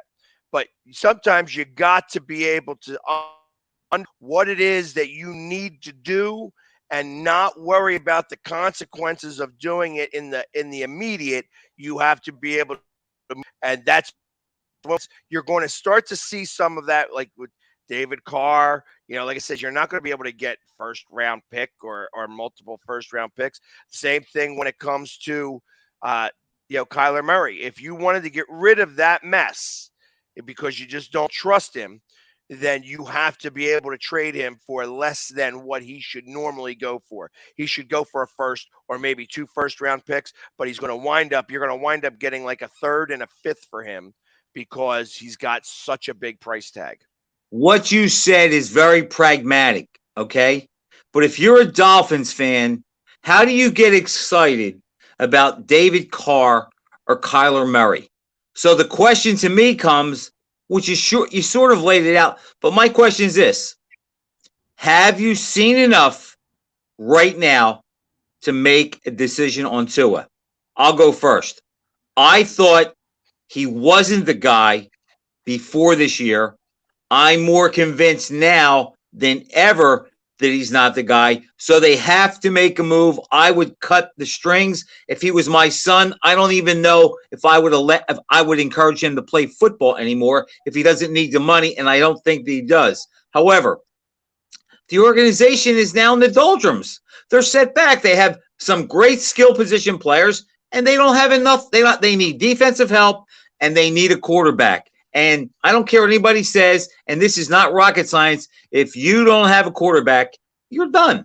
And they don't have a quarterback, and the means to get one are not there. What do you think, Pags? You think the same thing? And that's why the fact that they don't have the means is the reason why you can only get excited about a David Carr or a Kyler Murray. So another stopgap quarterback. Well, I don't know that it's a stopgap. If you're David Carr would be a stopgap. The Kyler Murray would be Kyler Murray. Now you've got Kyler Murray going with in his arm, now being able to go with Waddle and Hill. So there you've got a quarterback who could throw the ball, who is much better than Tua in that regard, has a little bit of being able to run around and stuff like that, kind of make some plays happen. Whether he studies enough or not, I think that there you have a much better opportunity. That's a big thing, though. A little brighter. The future looks a little brighter than it does right now with Tua. Okay. And I think that's the problem. But if you're a Dolphins fan, you haven't won a playoff game since 2001. Being in the middle of the pack every year gets old, and it's old. And I can't speak for the fans because a lot of them are delusional, but I feel like an Eagles fan from 1974, 75. Just never, always ho-hum. And, you expect more than that. So, yeah, Kyler Murray might be able to get the ball then, but where are they going with him? He's not the guy. And when I say a guy, I mean a guy that you can build your team around for the next 10 years. Tua is not the guy. Justin Herbert may be. There's not many of those guys, and we don't have the means to get the few that are out there. And my next thing is that think back to the off season. When all of this stuff happened, can you imagine what it had been like if Tom Brady was there? And he wasn't playing well, you mean? Well, Tom Brady tried to go to Miami. He tried to make that happen. And, can you imagine if he had the type of season he's having this year in Miami? Yep. You almost get to the point where you think the franchise is paying for the undefeated season forever because they've had a lot of bad luck with draft picks, with coaches. It's just not fun being a Dolphins fan. I was kidding with a buddy of mine the other day. I don't know if you guys saw the Packers-Dolphins game, but on 3 consecutive possessions, now they're going to say he had a concussion, but Tua threw 3 terrible interceptions. No. Could you imagine if Jalen Hurts did that in Philly? He would need Joe Frazier and Reggie White to get out of the stadium. Well, I think if Kyler Murray did end up going to the Dolphins, you need the type of coach for Kyle Murray that's a disciplinarian. You can't be friends with the guy. There's no way he'll take advantage of you. So I don't know what the Miami coach, if he's disciplinarian or not, but if he is, it might work. If he's not, it probably not. But if he goes there, so what? They finish 8-9 this year. What are they going to be? 9-8 next year? Where are they going? Oh, they're going to stay in the middle, Frank. The future. It's just you can just sense my frustration. It's just not fun, and that's another reason why I'm tough on the Eagles, because their fans, to me, cry too much when they don't realize how good they have it and how good their organization is. You know how many times I say to guys, your owner has hired 5 straight coaches, and all right, Chip Kelly was kind of a disaster, but guess what? Made the playoffs. Okay? Yeah. 5 straight coaches. No other teams can say that. The Dolphins have had 7 coaches, I think, since 2000 or since Shula. And they made the playoffs, I think, 3 times. Big whoop and no wins. 1 win. Wannstedt got it in overtime against Peyton Manning in his 2nd or 3rd year. Yeah, I mean, I think they would have to tear that team down and rebuild it, and that's would take years, Frank. So I don't know if they're going to do that. I mean, they'd rather have a bad. They would rather have a mediocre season than Look how important the Jags are a perfect example. Look how good Trevor Lawrence looks this year, and how his future is so much brighter. And now I hear guys mention him with Mahomes and Burrow and Allen and Herbert. Nobody was saying that last year, but now that he has a coach that has a plan and a system, we can see what everybody saw about him when he was playing at Clemson and why they raved about him and why he was the top pick. Yeah. So let's get This back isn't to too fast, is it, Jim? No, again, Okay. I have work happening, so I got to make sure that I'm getting everything together. I think this is after the fight. Well, Frank, Pags is probably the biggest celebrity on Northeast Streaming Sports. He has over 100,000 fans that follow him on TikTok. So, I mean, he's pretty big. He's a pretty big. Did you ever see what he looks like on Sunday? Of course he does. Yes. And, he's making Amongst other dough. days. Yeah, he's paying for his trips and stuff. He's got some commercials going. Pags, are you that guy that has the spiked head and all that? Yes. Well, it's just a mohawk. I don't have spikes coming. I mean, the mo head, but you know what I'm saying? It's like that they would show the camera on with the silver paint and all that. That's me. Well, there you So go. I'm always the guy. They're always showing the handsome ones on TV. That's why it's me all the time. Yes. Boy, you know what? If anybody doubts or is a non-believer, let me tell you this.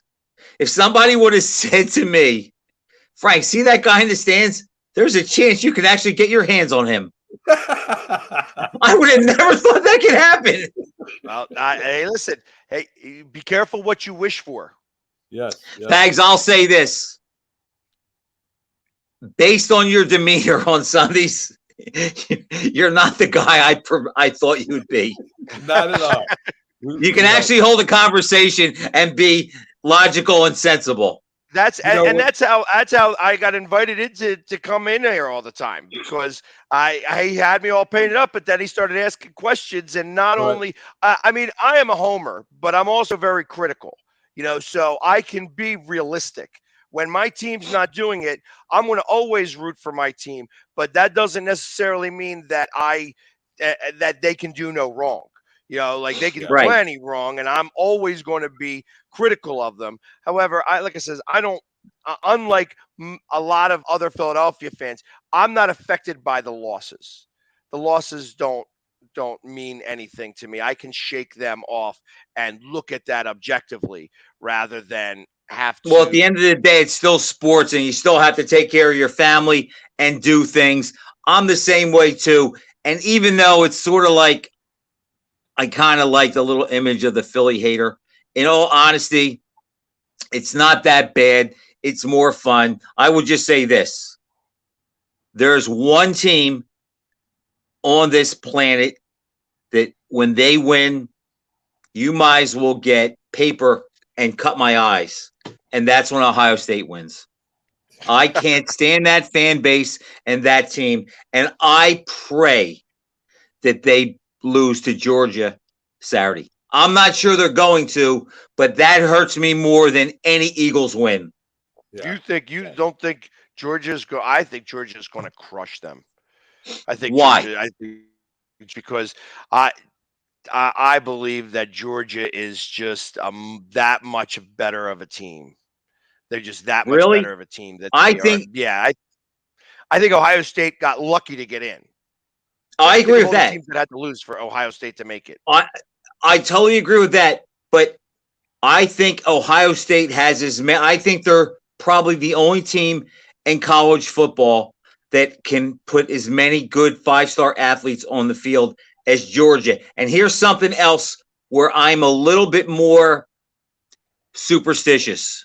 Do you realize that Ohio State is 1-11 against the SEC in bowl games? And to show you what a nut I am, I have the numbers here. They are 1-11 against the SEC in bowl games, and you know they've been outscored 376 to 221. Now, all this week, Ohio State has been hearing, can't beat the SEC, can't beat Florida, can't beat Alabama, can't beat LSU. They have been hearing 1-11 against the SEC. What would make their season better than, with everybody thinking we snuck in the playoffs, to go down to Georgia and beat the number 1 ranked team who is the defending national champ? And I think stylistically, you can pass on Georgia. Ohio State has a great passing game. And I will say this, I've already bet on Ohio State getting 7 points. I think they win the game outright. Hope I'm wrong, but I got to call it the way I see it. I'm not a homer. I don't say things that I want to happen and then think they're going to happen. I just have, like, I have a vibe with the Eagles. I kind of have that vibe with Ohio State. And Ohio State is like the Eagles in the fact that they can score on anybody from anywhere. And if you give them a turnover or two, you're dead. No, that So could we'll happen, see. Frank. That could We happen. will see. I hope you're right, Pags. I do. I hope you're right. I hope the Yeah. next time we kid around, I hope you're saying, well, Frank, you really suck at picking college football. I'll take that all day, because if you're saying that to me, that means there's no Ohio State left in the playoffs. All right, guys. So let's get back to the AFC standings where we left off. Let's talk a little bit about the North Division. Cincinnati 11-4, Baltimore 10-5, Pittsburgh is 7-8, and Cleveland 6-9. And I think we're taking Cincinnati a little bit for granted here. Cincinnati has beaten the Chiefs 3 times, and I think within this year. And of course, they Not beat them this year, going to but- the Super Bowl. Well, the calendar In a year, calendar year. right? So they've beaten the supposedly the best team in the last few years in football, the Kansas City Chiefs, and went to the Super Bowl. And it wasn't a blowout in the Super Bowl either. That was a very good game. So I think we're taking At the end of the game, their offensive line let them down, though. right, Yeah. right. So I listen. I think we're kind of we're not talking about Cincinnati enough, guys. You think Cincinnati's a shot to go to the Super Bowl again, Pax? I actually have it as 20% chance. That I have 40% for the Chiefs, 20% for the Bills, 20% for the Bengals, and then the field at the other. If the Chiefs have to I go to the think- Bills in the AFC Championship, you take the Chiefs? No, I think that's this game. This game with the Bengals is a big determining factor because you On the think seed? about that. Not only do the Bills drop out of the number 1 seed, but they drop to the number 3 seed because the Bengals now would actually have the game in hand on them because of the Tiebreaker, right? Right, the tiebreaker. So that's why it would be they would switch from 1 to 3, and you'd have the Bengals being the number 2 seed, which means that at that point the Bills got to go. The Bills would have to go to Cincinnati next time. Or is it in Cincinnati this week? Is the Bengals and the Bills in Cincinnati? I should know. I'll tell you in a this. second. Cincinnati Bills. Tell you in a second. At Cincinnati. Yes. Buffalo's -1.5. It's at Cincinnati. Right, and it's on Monday night, so it's finally a good Monday night football game that we can actually watch. So I kind of believe I'm a firm believer that Cincinnati could absolutely and just imagine. I know Kansas City is way off here against the Broncos, that the Broncos can't put anything together. But just imagine if Kansas City was to lose in one of these next 2 weeks and Cincinnati wins. The Cincinnati would vault to the number 1 seed. So and there's still a lot to play for. And of course, they're playing the Raiders, and so they get the Broncos and the Raiders. And what did I tell you? Everybody thought that the West was going to be so great this year. And I said that West is overrated, that these teams are going to stink out loud, that the Raiders were, ruined their team. And then the Broncos were going to hate the fact that they had Russell Wilson. And wow, look at me knowing my stuff. So I think that the Chiefs actually are going to walk into the number 1 seed because it's just the Raiders stink and so do the Broncos. But no doubt. So the South guys, Yeah. you got the Jags and Tennessee are tied right now at 7-8. The Colts and Houston. The Jags guys, we talked about the Giants, beating the Patriots in the Super Bowl. They kind of remind me of that Giant team. They got a good running game, a good defense, a quarterback that's basically a field manager, even though maybe Eli was a little bit better than that. But during that stretch, that's what he was. He just made the throws, didn't turn over the ball. And the Jags look a lot like the Giants. You think, Pags, they could catch fire and maybe make a run at the Super Bowl. I don't know if a run to the Super Bowl. I think, again, you have to be able to beat some of the 3 teams that we're talking about. We got to beat the Bengals and I think They'd have to beat the Bengals and the Bills or the Chiefs on the road. Right. Yeah, Very and I tough. don't know that that's feasible. I think that winning that first playoff game is possible. I think that. And it doesn't matter whether they go in with a winning record or a losing record. It's possible that they could go in 8-9. But I'm a firm believer. So Doug is a quarterback whisperer. You know what I mean? And he's able to teach these quarterbacks in the NFL what they need to do to be able to succeed. I feel like that was the best thing about him and Nick Foles. That he was able to explain to Nick Foles exactly what he was about to see, and then Nick Foles saw it. And that's why and Nick Foles hasn't had that since then. Everybody thought that it was Frank Reich. It was not Frank Reich. It was I Doug never Peterson. thought that. I always thought he got too much credit. Yeah, I thought that. I thought the same way. So I feel that he's doing the same thing right now with Trevor Lawrence, and Trevor Lawrence is buying into the ice cream. You know what I mean? He's like, okay, I got it now. I think I figured this out. What you're saying is what I'm seeing. And when you actually get somebody like that on the same page as you're able to start to do things. Now, talent is going to start to come back into the mix because you're back in the playoffs again. And I can't imagine, I just can't see any team walking into Kansas City, Buffalo, or Cincinnati and winning. So that means all 4 teams would hold serve. You'd have your number 1 bye, and then it would be the 2, 3, 4. And that means whoever's in the number 1 spot, whether it be Cincinnati, Kansas City, or Buffalo, Jacksonville would have to go to that spot. And I just can't see Jacksonville winning. Not them off a bye. Good luck with that. Well, it is the NFL, and anything can happen. And all I'm saying is that it's who's playing the best at the end of the year. Who's the hot team? And right now, the Jags are pretty hot, guys. So I'm not going to count them out. I'm not saying they're going to do it. But listen, I wouldn't be surprised at all. They make a quick run here. So we'll see what Jags have won 3 in a row. Bengals 7. Yeah. Right. To make a case, the Bengals and the Niners are the 2 hottest teams in the league. And the Chiefs have won 5 in the row. So it's only the Bills that just lost. And actually 3, Jim. Okay. Yeah. 3.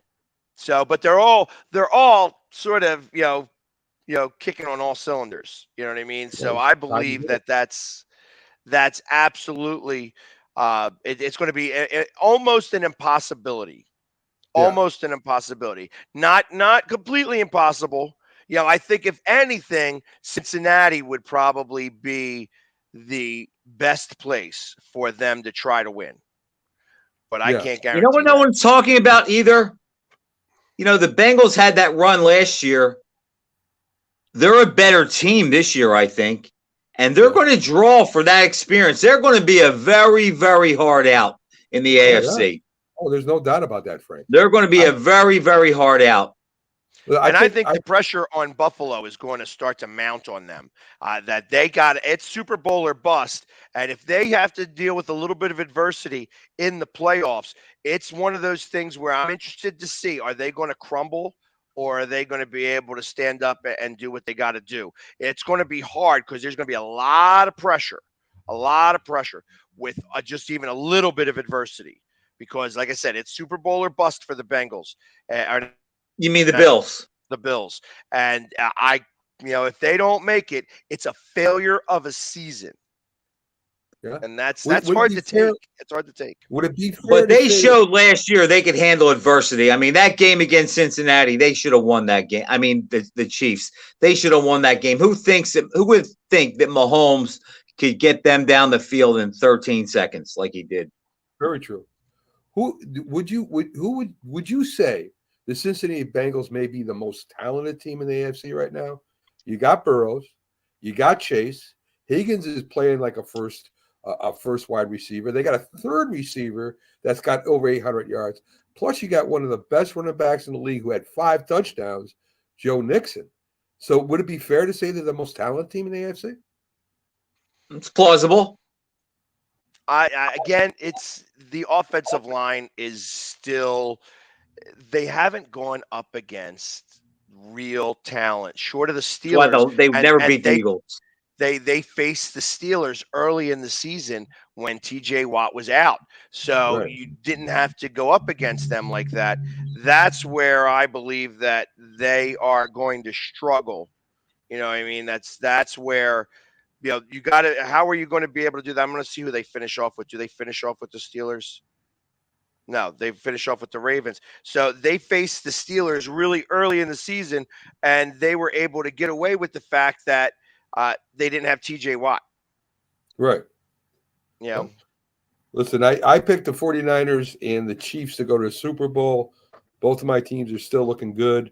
I think the Chiefs will beat the 49ers again. But that was my pick, and we'll see what happens. I'm still alive. I had Eagles Bills. Yeah, you're still alive too. Imagine Pags had the Eagles too, and I don't know who. I actually at the beginning of the season I had the Eagles only going to the NFC Championship game, but I wasn't sure if they were going to go up against Tampa Bay or if they would go up against San Francisco and how they were going to seed. Now, Right.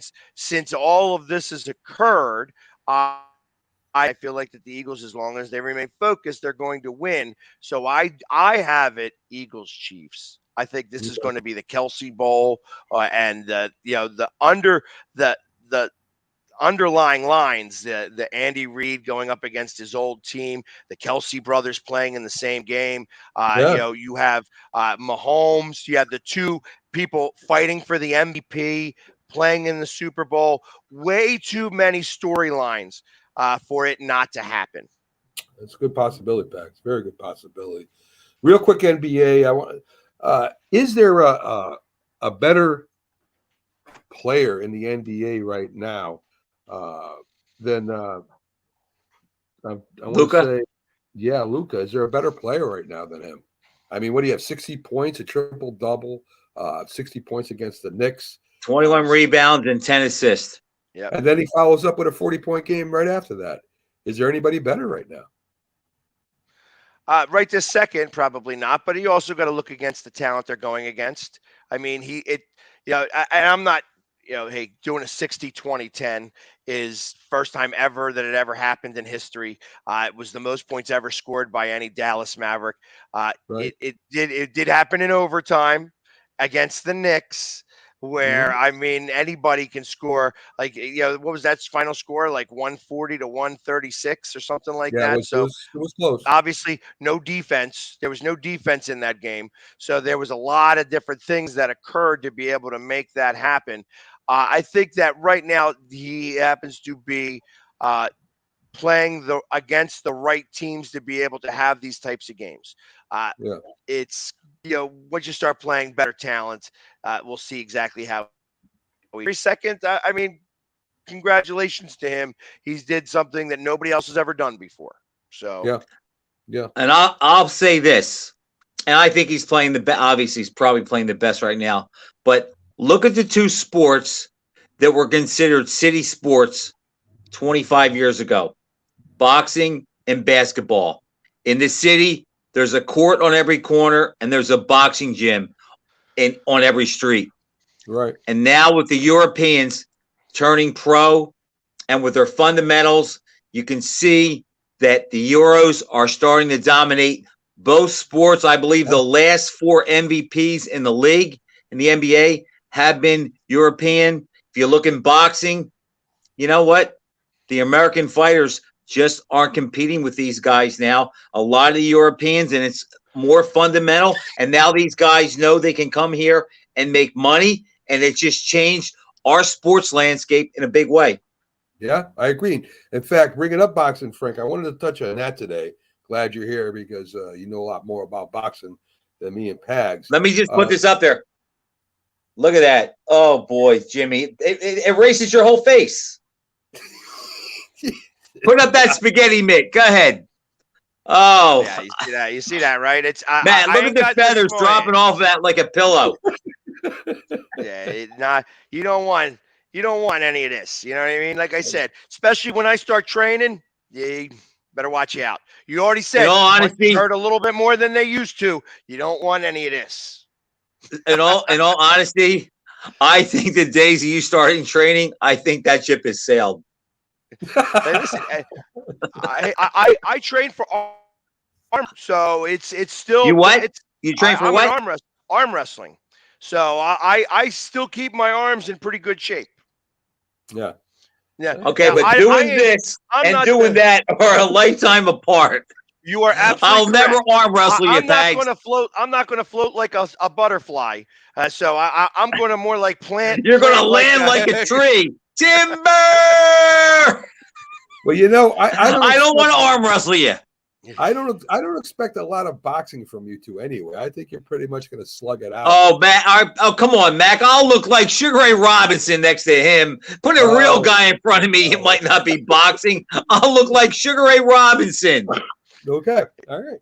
We'll see. So let's talk about boxing a little bit, Frank. They had some awards coming out. They had the Fighter of the Year, man and female. They had the Fight of the Year. I think the Fighter of the Year male was Dimitri Bivol. And he deserves that. Yes, I agree with that. I agree. He totally deserves that because, he fought 2 elite guys. He took Canelo apart, who some people, not myself, but they felt he was the best fighter in boxing. I never was on that train. But Bivol took him apart. Then he fought Ramirez, who was 42-0 with like 37 knockouts.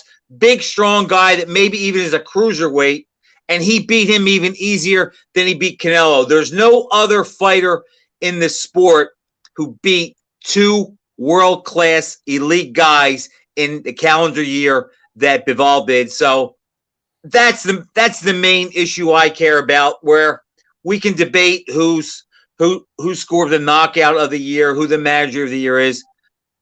Fighter of the year to me is the one's important. And nobody beat better opposition in 2022 than Bivol. I agree.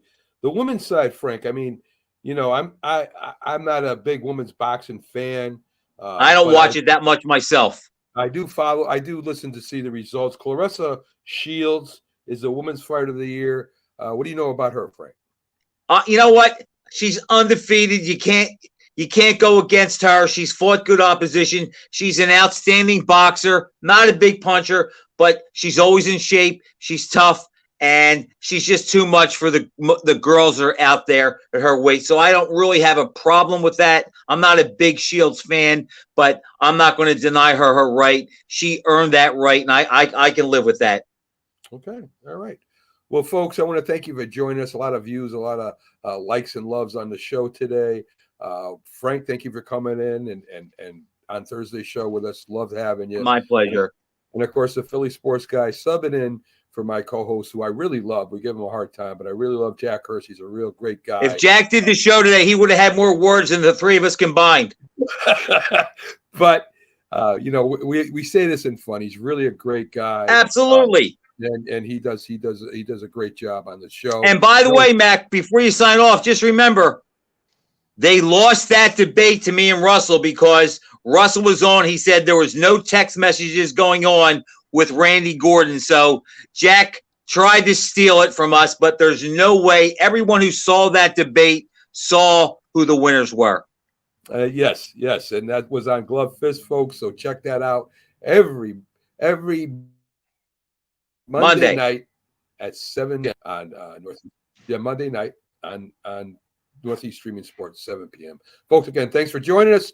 Have a great day. Enjoy the game tonight, and we'll see you tomorrow on the Mac and Jack. See you guys later.